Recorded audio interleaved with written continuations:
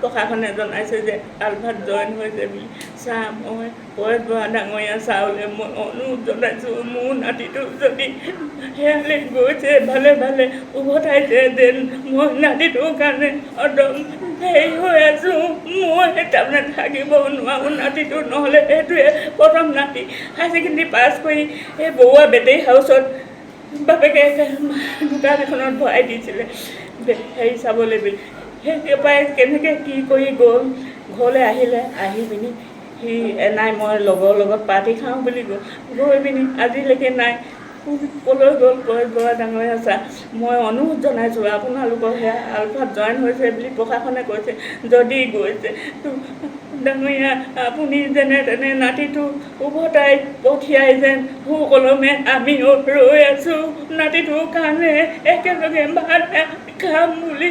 তোমালোকে যে নাতিটো উভতাই দিয়ে পৰেশ বৰা ডাঙৰীয়া ছাৰ, তুমি মই অনুৰোধ কৰিছোঁ নাতিৰ কাৰণে।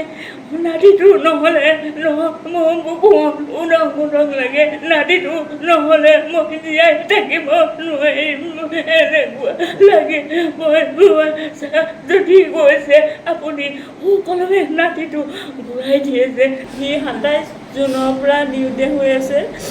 কালি আমি চুকাফা যিখন কলেজৰ পৰা সি হায়াৰ ছেকেণ্ডেৰী পাছ কৰি গৈছিল, সেইখন কলেজত যোগেন মোহন ছাৰ আহিছিল, তেওঁক লগ কৰিছিলোঁ। তেওঁ SP ছাৰলৈ আমাৰ সন্মুখতে কথা পাতিছিল।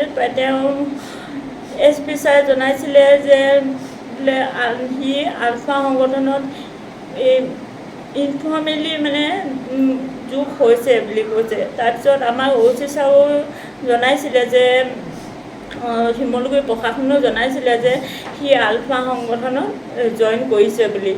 আপোনালোকে এইটোৱে আপোনালোকক তথ্য আমি দিলোঁ যে আপোনালোকৰ সন্তান আলফাত জইন কৰিছে। মই এতিয়া মাক হিচাপে পৰেশ বৰা ডাঙৰীয়ালৈ কাতৰ অনুৰোধ কৰিছোঁ, মোৰ সন্তানটি যেন উভতাই পঠিয়াই, যদি সংগঠনলৈ গৈছে আপোনাৰ সংগঠনত যোগ দিছে, মোৰ ল'ৰাটো উভতাই পঠিয়াই। তাৰ অবিহনে আমি নিথৰুৱা